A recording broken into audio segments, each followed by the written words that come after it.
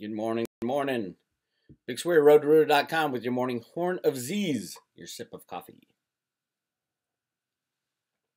I've been extremely busy around here at the Road to Ruda. Took yesterday off to go see a soccer game.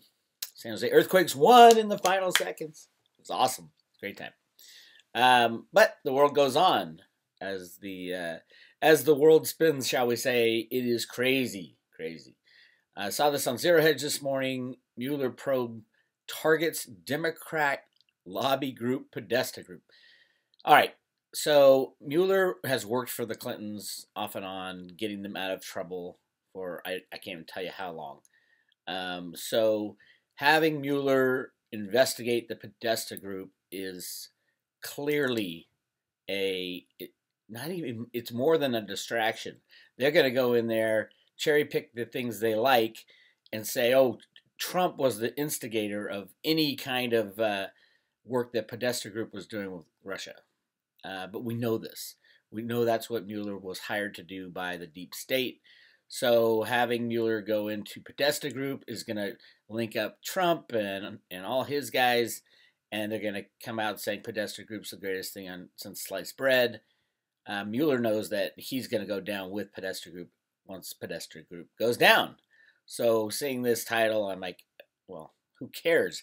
It's like the bad guys investigating the bad guys. Luckily, there is a Senate probe into the Podesta Group, and the criminality of both the Podestas will come out, and it is well known about their proclivity for crime and you name it. I'm not going to get into it. I've talked about it a long time before, but shall we say they're going to go down with the Weinstein Group.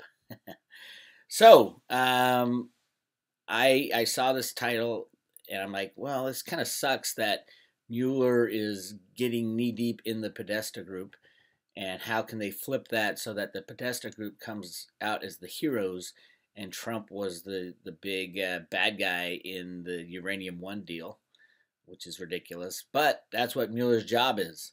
So he's basically going in to counter anything that the Senate investigation comes up with on John and Tony Podesta, the twin criminals of the pedophile rings in Washington, D.C. We'll see what happens, but keep an eye out. I do think after the JFK documents get released, all these criminals in Washington and in New York and around the world will be called into question, and the FBI and the CIA will absolutely be called into questions, especially under Mueller's reign at I think it was the CIA I think it might have been the FBI. Anyway, so I saw that. I'm like, oh, great. It's just going to muddy the waters for the takedown, but it doesn't really matter. The takedown is going to happen. I would like to say all the cryptos are down today because the head of a central bank came out, which is the World Bank of Canada, and said Bitcoin doesn't solve a main need in society right now. Well, that just makes me laugh. The main need in society is to get rid of the unbacked fiat monetary system, get rid of the criminality in our current system, and absolutely, Bitcoin is the best answer we've had, better than gold, better than silver. Bitcoin can do the job of taking out the banking cabal. But I want to get into a couple of things this guy said. Royal Bank of Canada CEO David McKay is joining the calls to question the utility and legitimacy of Bitcoin. Quote, I think some people will call it fraud. I don't think it's fraudulent, but it doesn't solve the main need in society right now, said McKay. Blockchain rather than Bitcoin excites the CEO. How many times have we heard that crap? They're believing that their solution, their unbacked fiat monetary system with central bankers doing deals behind the scenes, not telling anybody how much money they print, complete fraud, facilitating all the money laundering, facilitating all the drug deals, facilitating all the bad things that happen. They're saying that their system is not the main problem in society when we all know it is. From JP Morgan's Jamie Dimon to the IMF's Christine Lagarde, Bitcoin has become a major talking point for the finance world's established voices. Now, Royal Bank of Canada CEO David McKay is joining calls to question the utility and legitimacy of Bitcoin. Quote, the purpose it seems to serve today is really to move money in a hidden way and potentially facilitate criminal activity of moving money in an undetected way. Well, that's exactly what the central banks do, and the criminal banks. J.P. Morgan's putting out, what is it, $5 trillion a day out of Florida? Come on, this is all criminality. And where HSBC was busted how many times for money laundering?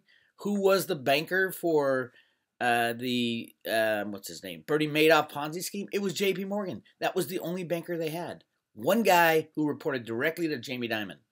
That, my friends, is the criminality we're dealing with, and it is the biggest problem today. So yes, absolutely, Bitcoin solves that problem.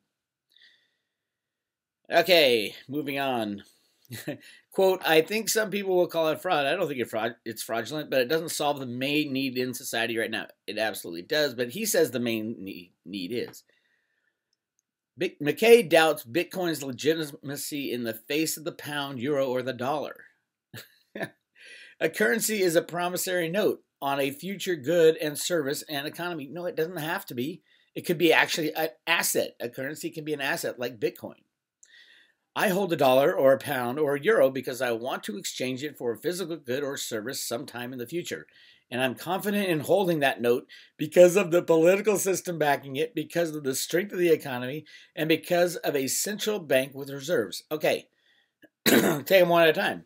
I'm confident in holding a note because of the political system backing it. Does anybody think the political system anywhere in the world is sound and safe and secure? No. So strike one, if you ask me.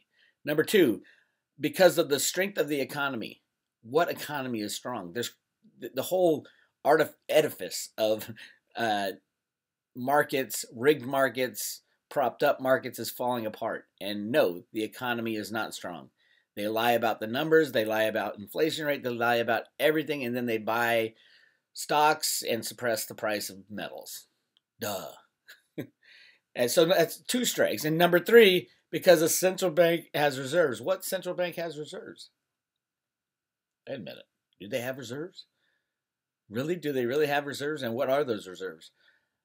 Do the central banks hold the gold in the vaults, or is it the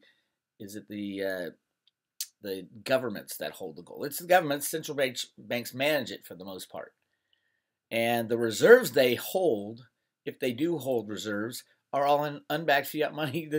You give me your piece of paper or electronic blip, and I'll give you my electronic blip.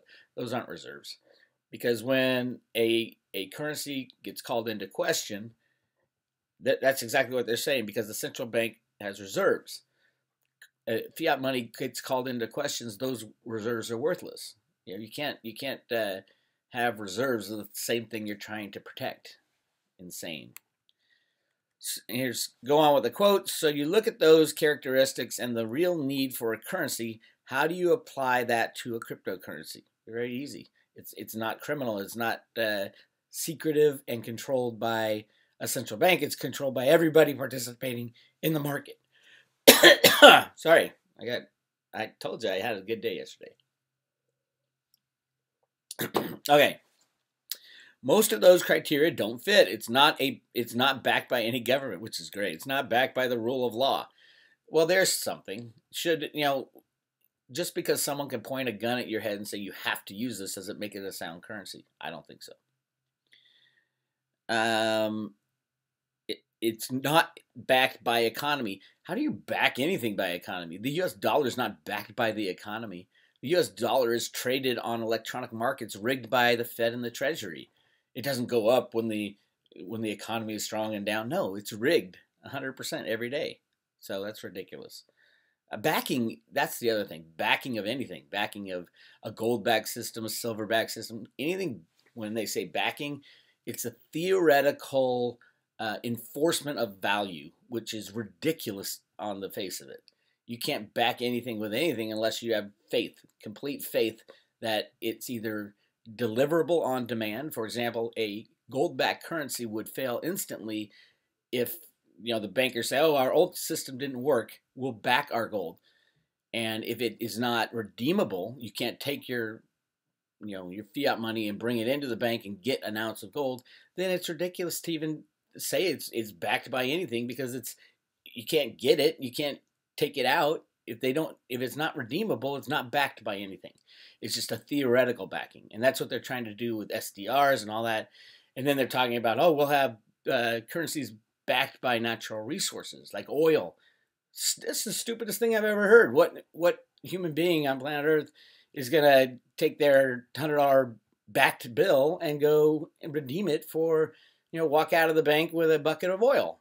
I mean, it's the whole concept of backing will go away when the old system fails, because what's going to fail is trust in the system, trust in the unbacked fiat monetary system, that they're printing money like it's going out of style. There's so many trillions and trillions hidden away in dark pools and things like that.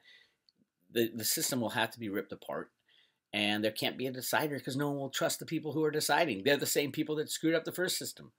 So that's kind of where we're getting over the next couple of years, is that the trust will go away. And what can you trust when you can't trust the old system?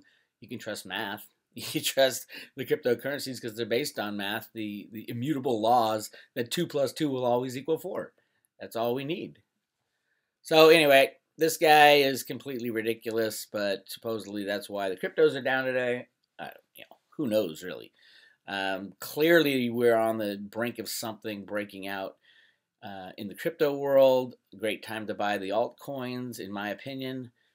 Really good article also on Zero Hedge. This one's 7 thoughts on blockchain, cryptocurrency, and decentralization after 3 months down the rabbit hole. He talks about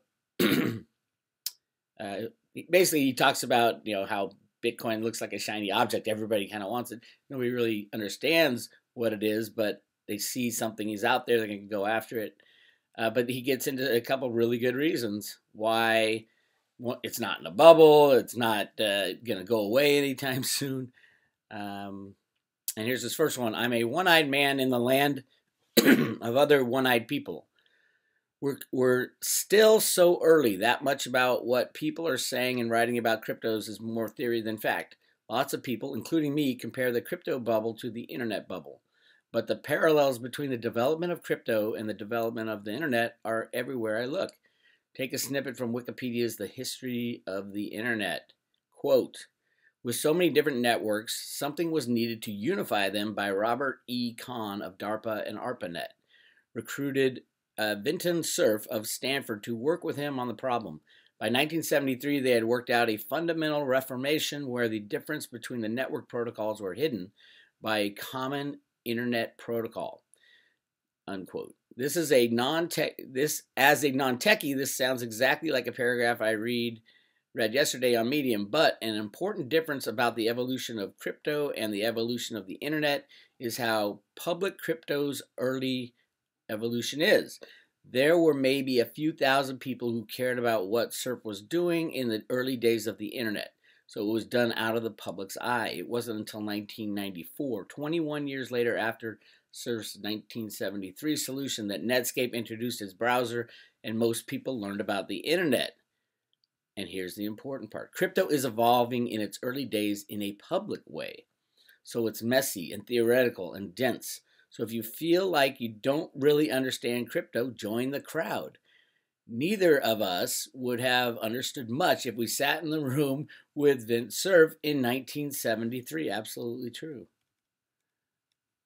Another sign is that it's early in that foundational part of cryptocurrency theory, like Joel Monegro, Fat Protocol Post, which has been repeated ad infinitum, is being questioned and rethought by TMU Pavunian, Jake Bookman, and others. Number 2, Bitcoin is a confidence game. Utility tokens are awesome, but legally challenging. Security tokens are going to be huge. I agree with all of that. But Bitcoin confidence is once you get it, it doesn't go away because Bitcoin doesn't change on you like a central banker. Let's see what else. Blockchain technology is going to be a disruptive force across industries. In this post in Blockchain Hub gives a great detailed overview of the 3 types of blockchains. Public blockchains like Bitcoin and Ethereum, federated blockchains like R3 and EWF, and private blockchains like multi-chain. Uh, Private blockchains would be the bankster type of chains. I mean, they don't really even need a blockchain. Their private blockchains will be blockchains so that they can trust each other, not that other people will trust them. They're running out of trust between central bankers, so they can use that internally without anybody else getting involved. It doesn't mean that people will be forced to leave the Bitcoin blockchain because some central banker has created a blockchain.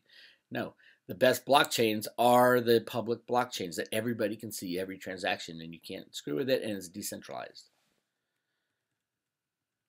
All right, and here's what decentralization is: potentially the most disruptive force. That's what it looks like if you're thinking visual. Centralization, you got your central bank right here, and then it decides who gets to do what all over the place. This is decentralized. You have many central hubs. These would be called nodes practically, and then users around the end of that, and distributors everywhere. Everybody has equal standing everywhere, and that's a really interesting one. For the smart contract side, governments and businesses have largely functioned via centralization.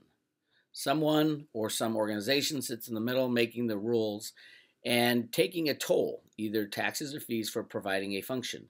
We can now leverage technology, take out the middleman, and enable highly functional decentralized entities like Bitcoin. Decentralization is the lens through which I now look at everything. It's the most important thing I've learned about over the last 3 months.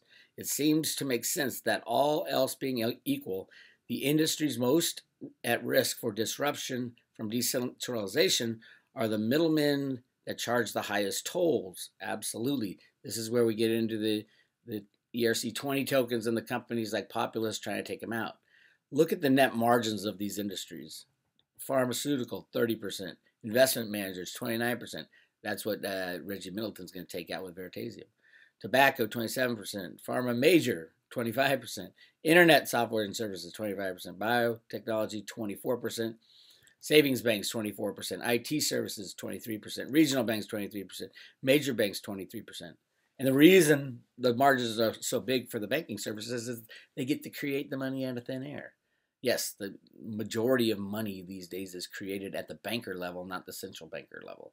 When they give you money for a house, they're creating that money out of thin air, 90% of that money out of thin air. And it gets thrown into the mix and churned around. So that's why their margins are so high. This is the exact same. This is what the decentralized companies and tokens are going to remove. You don't, it's the extra fluff. Just think about how much money the actual people make in these industries. Those gigantic Goldman Sachs bonuses where half the company gets $1 million bonus. Completely ridiculous. But this type of technology can completely erase all that, and it will. Probably in 2018, probably with companies like Veritasium, which you have peer-to-peer transactions. You can get rid of all this crap. Anyway, really good article. Check it out at Zero Hedge. It talks about a bubble. It's a bubble, so what? The biggest sign that it's not a bubble is that almost everyone says it's a bubble. Absolutely. By way of background, I'm a VC and former Wall Street equity analyst. I think it's a bubble because I see ICOs trading at 50 times and 100 times.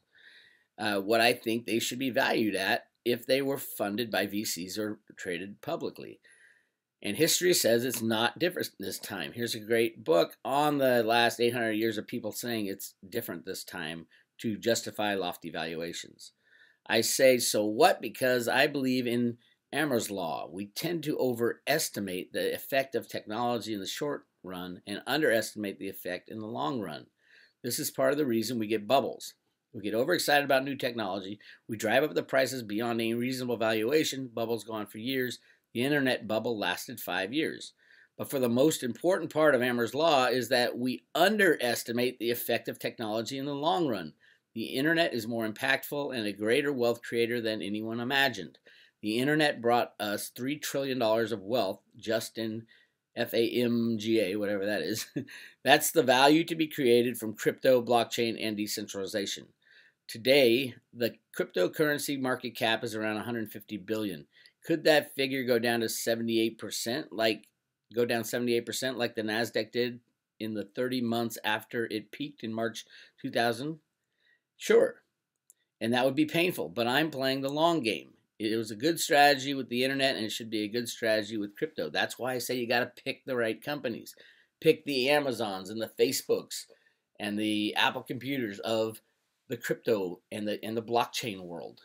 Absolutely correct. And it's going to happen a lot faster because everything's happening faster these days. Governance is the biggest risk to Bitcoin. Regulatory risk is obviously significant on a country-by-country basis, or within the U.S. on a state-by-state basis. Read all cryptocurrencies. We've seen what happened in China. What happened in China is they shut down the criminality, and now they're introducing new laws to be very, very pro-Bitcoin and to protect the blockchain. That's the key. There's going to be laws passed in every country to protect the blockchain, not to block it, not to force people away from it, but to protect it. That's all part of the takedown of the deep state that's going on right now. When I think the Kennedy information getting out is going to call everything into question. It's going to open Pandora's box about how much our government really lies to us. And a lot of this stuff, believe it or not, Trump's going to come out looking like a hero because of all these crazy things he said. They're going to be true. And the biggest stuff is the takedown of the deep state within Washington, within Hollywood, within New York City, and all the absolutely criminal actions that have been taken. So yes, I am very excited about the future, and the future is starting right now. If you have any money left, dive into the cryptos. I think there's nowhere to go but up as soon as we're done bottoming. And Cliff High has, what has he got? I think he had 6,888 is the next peak in Bitcoin. I think we got close to it just recently. But he said the next move is going to be a quick one. So it'll be a quick down, and then another flood of banker money will come flowing in because they know exactly what's going on. They're probably selling some to get the price down lower. And then they're all going to be flooding in with their trillions of dollars. So absolutely, you should be completely loaded up and hodling. Hold on for dear life right there. This is Bix Weir, roadtoroot.com. I'll talk to you later.